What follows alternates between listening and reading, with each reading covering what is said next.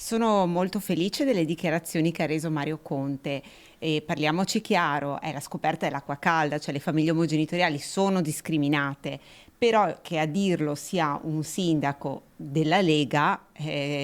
capiamo che insomma è un passo avanti, io lo definirei così. Le prime dichiarazioni in materia erano state fatte ai nostri microfoni, da lì la nascita di un vero e proprio caso nazionale con Mario Conte, sindaco leghista di Treviso, portato a esempio dalla comunità LGBT come simbolo di inclusione e contrapposto a Salvini. Non ci sono figli di serie A e di serie B, aveva detto Conte, che poi ha comunque specificato di volersi attenere alle leggi. L'Anci Veneto, presieduta proprio dal primo cittadino trevigiano, starebbe preparando a tal proposito un vademecum, una questione complessa collegata solo in parte alla gestazione per altri. Si continua a mettere in mezzo la maternità surrogata o la cosiddetta gestazione per altri, ma ci dimentichiamo sempre che le statistiche dicono che sono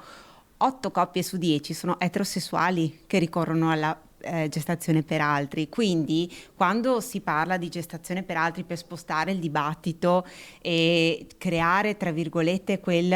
l'allarmismo rispetto a una pratica che non piace a molte persone, in realtà lo si sta facendo a danno di tutti gli altri che invece sono nati, per esempio, con la procreazione medicalmente assistita eterologa